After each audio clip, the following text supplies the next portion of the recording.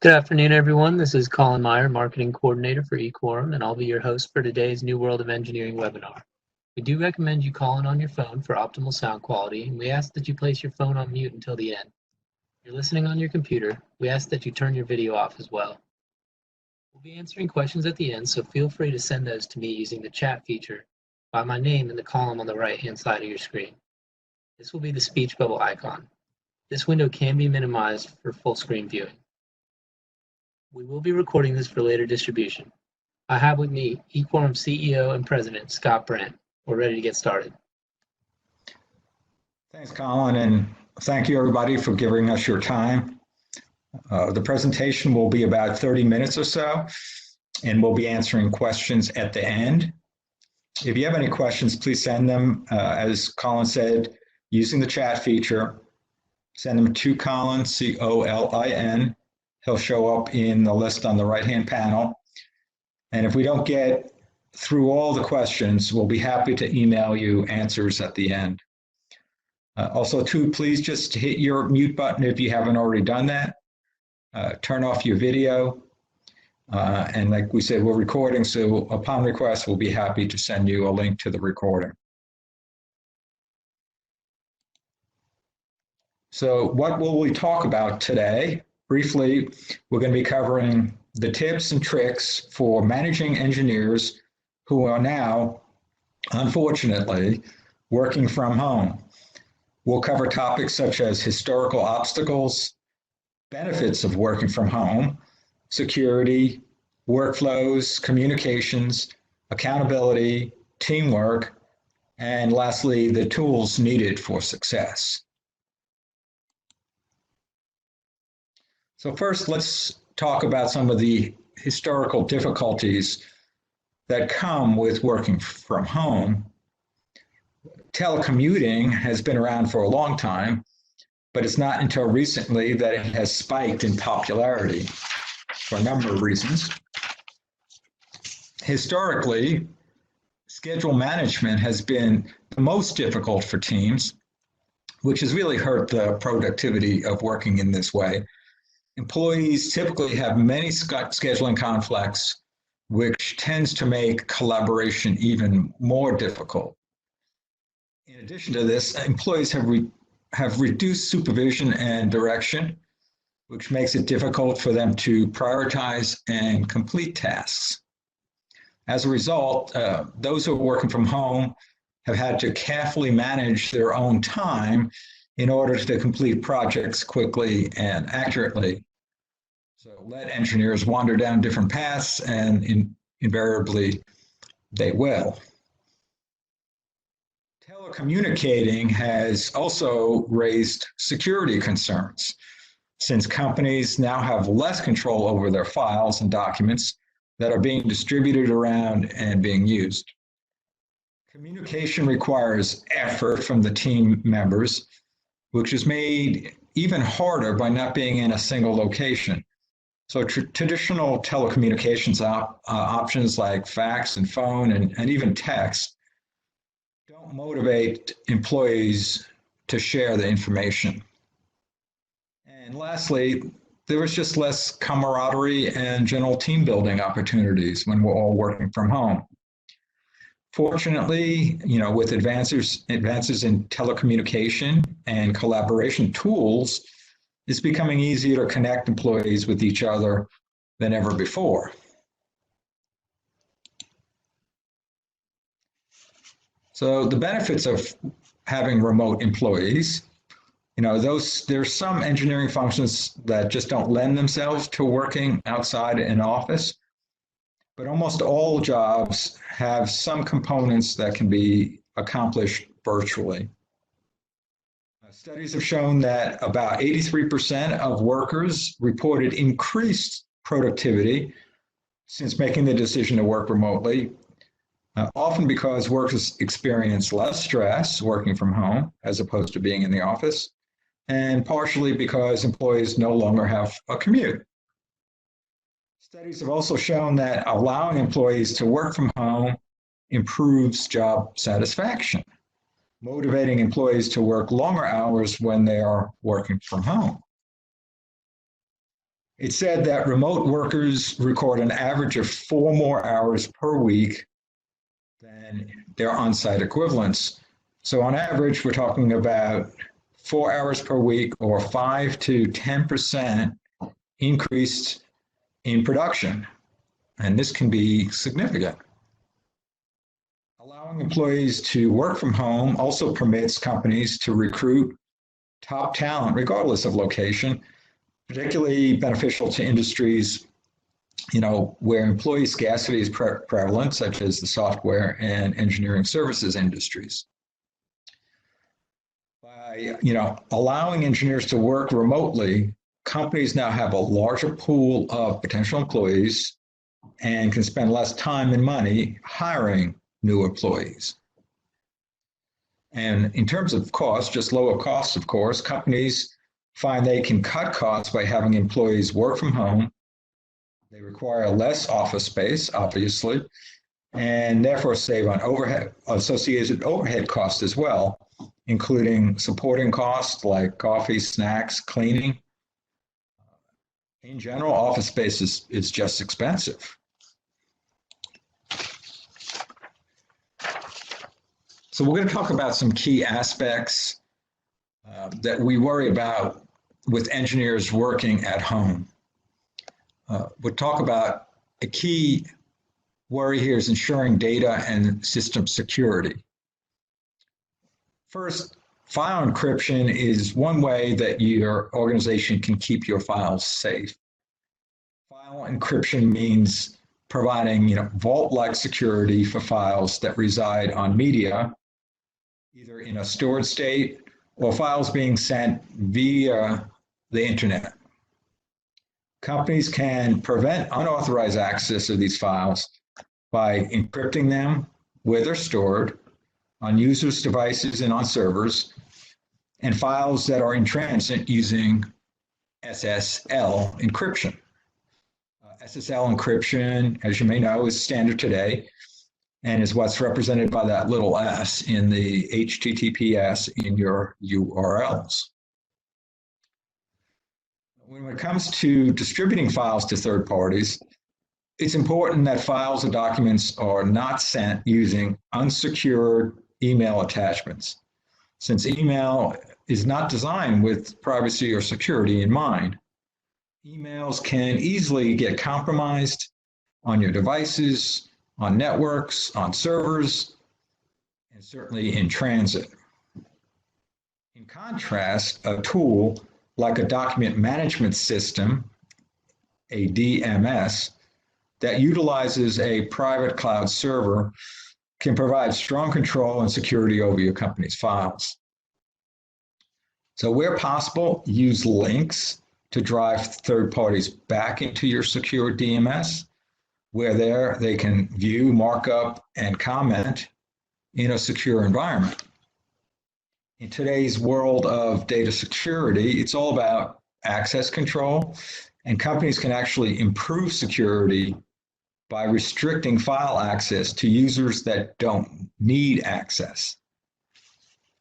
In our business, this is called the concept of least privilege. And when they do have access, drive users back into the document management system to get that access and to make changes. And lastly, make sure employees with access to sensitive information understand the security risks and how to avoid them. We have found that doing a NIST audit can help by putting together the policies and training programs for this. So to understand some of these risks, you can find lots of information online or check out our file security access control webinar on our YouTube channel. So I'm going to just jump over to our image site document management system. And let's talk about looking at links and user security. Let me just open up this folder here, and you can see I'm going to grab this file and this file, and I can just share these files using email links. So you can see here are the two files. And here are the links that are associated with those files. So the user receiving this email simply clicks the link and it takes them back into the document management system, which is secure, where he can view, markup, print, even download if he needs to. So I'm going to now jump over to permissioning. And let's look at a security profile. Here's an example profile. And here you can see we have two groups, one user. Here are the permissionings for them. User permissions can be set up at the user level or group level and at the project folder document level. So we'll see that here by going back. Let's open this folder, this file, and here you can see security. Let's assign some security. Here's that example security file that we were just looking at. We can select that and assign it. And I'm going to open up this file. We can look at it here. And looking at the info associated to this, we can now see that the security profile associated to this document has been set.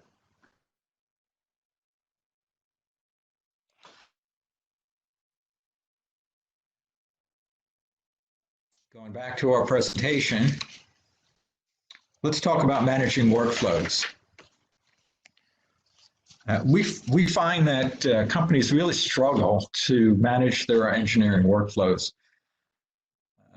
But having set operating procedures and workflows that can be followed and ultimately managed lets teams work together towards common objectives. The best way to control your workflows is by using visual representation. A recent study conducted by Dr. Felder concluded that 65% of engineers are visual learners. I may be able to argue that the other 35% are not learners at all. But anyway, so what does that mean for you? What it means that using a visual workflow allows users to view a cohesive picture of the entire process and then the ultimate outcomes and deliverables. Organizations should track all actions and comments associated with these workflows to hold employees accountable and also to keep an accurate record of where they are in the process. So auditability allows your analysis of workflow efficiency and effectiveness and for business process improvement. Working from home really adds some complexity here. Yet these structured workflows really help get everybody on the same page and knowledgeable about where the process is. And that's important when we're all working in different locations. We recommend using software that allows you to automate the workflows. By automating workflows, users can automatically move information to applicable folders, eliminating the need for the manual transmission of files. Automating version control of the files ensures that only the most current versions of files are being used and that old versions can still be reviewed. As a manager, this saves you time and a ton of headaches. So I'm going to jump back into ImageSight at this point. And let's just open up our dashboard. And here we have our workflows and our notifications. So a tool like ImageSight allows these tasks to be presented to users regardless of where they are. They receive both workflow notifications and access to the actual workflows so the team knows where the process is. So I'm just going to double click this and we'll show you here at this step, we're at the QA review step. The instructions are simple: review changes and approve and reject. Here are all the files that the participant needs to do what he needs to do. We can actually bring a small thumbnail view up here by just hovering over the icon. Or if we want, we can just double click and open up that file in the viewer and see the actual full document. We're just going back to the workflow. We can also get a view of that whole workflow graphically, as we talked about. And here we can see we're at the QA review step and where the process is going. And then we can also add comments here along the way for that audit that we talked about. Here we've got several comments already. This is done by threads, so we can actually create different threads and different messages onto each one of those threads.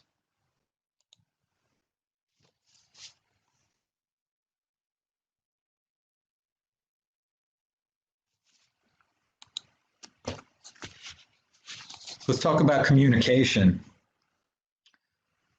There are many methods of communication, especially when teams are off-site, but each is important given that we have reduced face-to-face time now.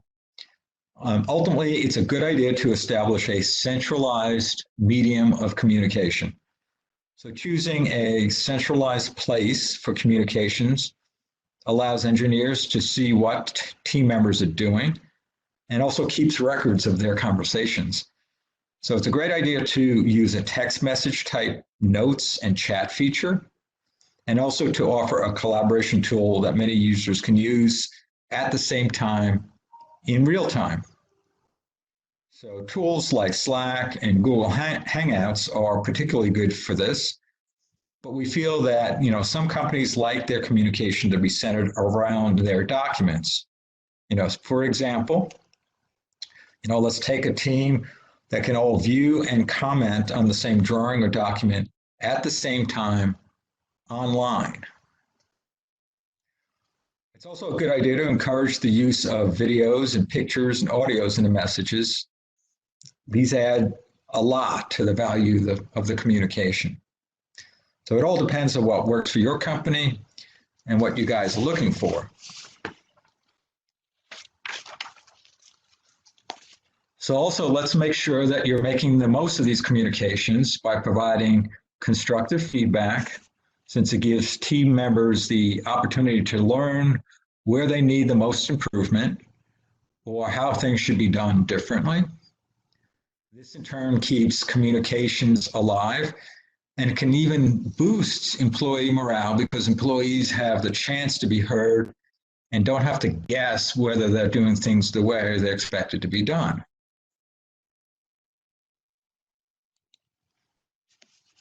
Continuing on the communication theme, let's make sure that you keep some of that one-on-one communication with your engineers, since there are many team members who typically aren't responsive in group conversations. And we know this is typical of engineers. Creating an effective way to connect with your employees is vital to the success of that manager-employee relationship, and also vital to the ultimate speed and efficiency and accuracy of the project results. Establishing structured weekly or daily check-ins gives managers the ability to understand what an employee is working on, and then our supervisory type systems can allow managers to maintain workflow visibility without being intrusive. No one likes to feel like they're being micromanaged, especially engineers. So as I said before, make sure you're keeping records of your communications. Since it may not be possible to meet in person, workers should keep well-documented records to refer back to. Better yet, let's use communication tools to automatically document key conversations, like with ImageSight Notes functionality, which we'll show in a little bit. So I'm going to jump over to ImageSight again. And let's go back, and here we have a project folder. And let's look at it in thumbnails, where we have an Excel spreadsheet, a Word document, 2 drawings. And so users with permissions can view, check out and edit, download, print, or email any files to this from this project folder, as well as upload to the project folder. And we can even set it so that any new files that get uploaded to the folder automatically launch notifications to all the project participants. So I'm going to go into this file here, show markups. Markups is another good way of collaborating and keeping communication going. So users can mark up or make annotations to documents and drawings simultaneously and in real time. So here we have 2 users adding markups to the document, Bob and Scott, each in a different color. And I can turn their annotations on and off just by clicking the checkbox. And the second checkbox here will denotes who is actively putting markups onto the document. Again, all changes occur in real time, meaning that anyone viewing the document sees any of these changes immediately.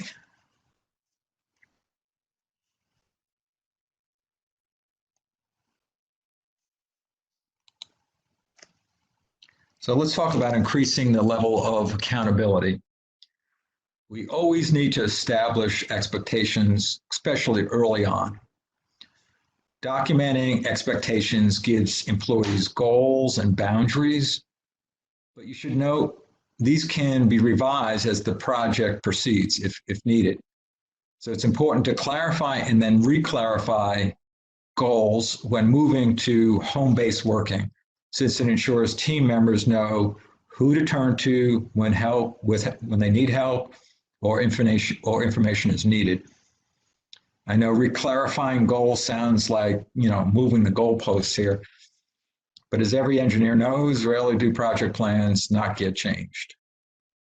I'd recommend writing down expectations and objectives and keep them in a single location for easy viewing, and a document management system is a perfect place for that.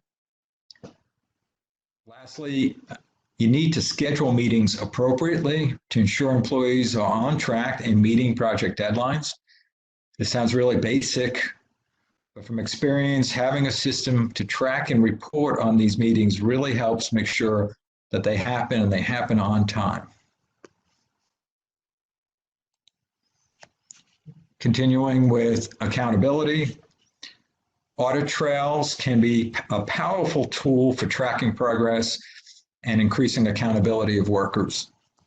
Using digital audit trails allows users to be notified with both internal notifications and/or emails when activities occur, such as document revisions, viewing, or printing, either based on document criteria or even user criteria. So we can establish as to when and how often we get notified.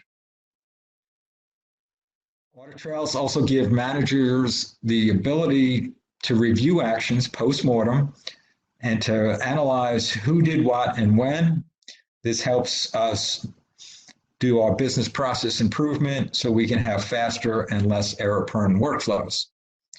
So this is that traditional work feedback loop that we get that is much more difficult when team members are not located in the office.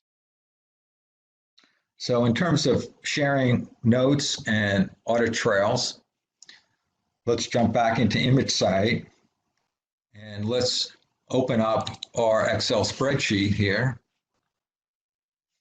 And we can choose our notes function. And by selecting the notes function, you can keep a running thread about any changes to the document. So here we have two threads going, and this notes function can actually travel with the different versions of files, which is a great way of documenting audit trail of why decisions were made and why changes were made over time. So another good way of capturing an audit trail is done automatically by the system by viewing events associated to this folder or this file.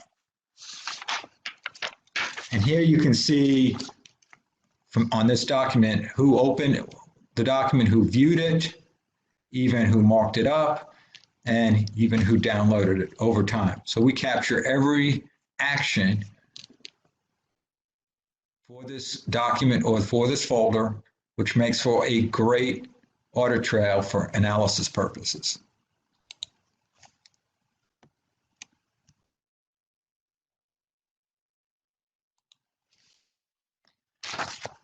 Keeping the teamwork alive, not only do you need to communicate with your team members, but you also need to ensure team members are communicating with each other. Managers can set priorities and encourage connections by creating a virtual water cooler using today's tools where employees can interact with one another in real time. Team members need to be accessible to one another and need to be able to be contacted by other team members when needed. So this is that old sign on, sign off tool, which is good, as well as using things like Hangout groups. Another reason for using a workflow and document management software is where the system can help reduce these bottlenecks by allowing authorized users to make changes to the workflows on the fly. So my experience is that teams get most frustrated, not so much when things fail or there are errors, but when they can't get hold of someone they need or can't get hold of a document or documents they need in a timely fashion. That's the frustrating part.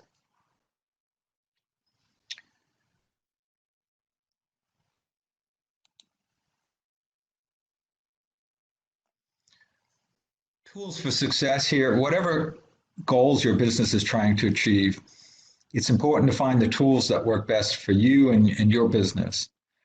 Many of these tools are available in an advanced workflow and document management system like ImageSight and EngineBox.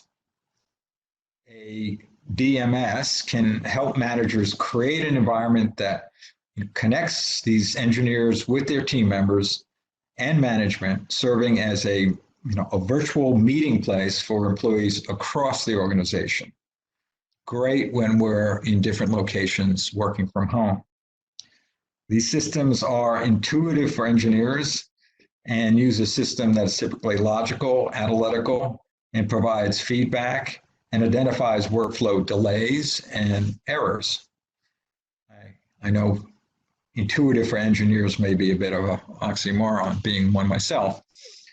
If you're managing a team of new engineers or freelancers, using a simple, easy-to-use system actually reduces the time required to get them ramped up. So keeping things simple is really important. It reduces the possibility of employee error when completing their tasks, and we do this by making sure they have the appropriate documents and document versions, including all the right people for the task, ensuring the team members are notified and communicated with, and applicable documents are transmitted and distributed. All this helps to improve project completion speed and reduces errors.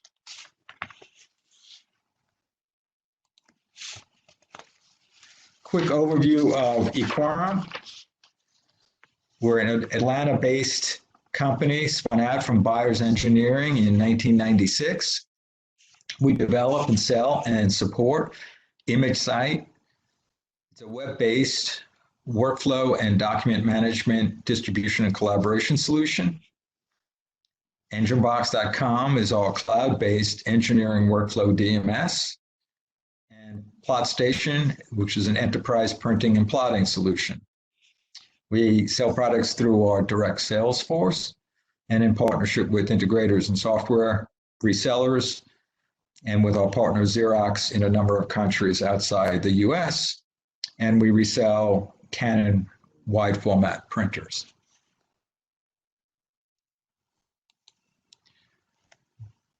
So now before we jump to questions, here's just a quick list of the features you can get with ImageSight and EngineBox. This is a robust engineering workflow and document management solution on-premise and in the cloud. So we hope this presentation has been insightful. We're now going to take some time to answer your questions. If we don't have time to get to your questions, we'll certainly answer them via email once we're done. I just want to be very cognizant that we have clearly run over our time. And so we'll grab a couple of questions, but the rest we'll have to answer by email. So Colin, I know you've been fielding questions. If you can throw out a couple of them, we'll attack them. Yes, we do have some questions. Our first question is from Raj, who asked, can people make markups to a drawing at the same time? So yeah, Raj, that's what's great about our system being in HTML5. Everything is in real time, and we can actually have multiple people using the same document making markups at the same time in real time.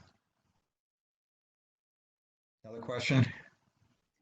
So David asked, is this a cloud system? Why do you keep saying users are using a web browser? Yeah, this is a confusion that we often have to clarify. So we provide both a cloud solution and an on-premise solution, but our user interface is just using the web browser.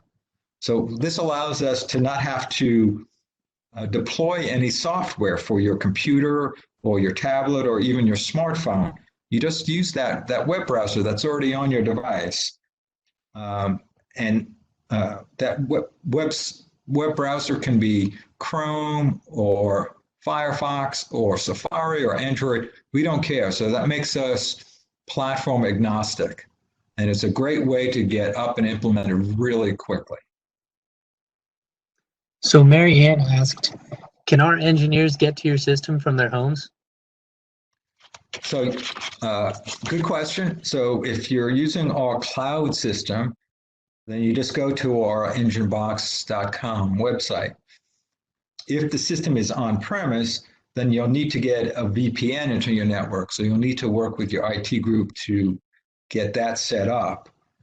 We actually have a third option, and that's to use our cloud version, that EngineBox, as a front-end portal and allow files to be synchronized between that cloud system and an on-premise system. So that's another good way of doing this while keeping your files on the server behind the corporate firewall. I hope that's clear. I think we're running out of time now, so we're just going to cut it off here. Thank everybody for coming. If you've got any questions, you can either send them to colin.meyer@equorum.com or to that info@equorum.com that you see on your screen. Thank you very much for your time.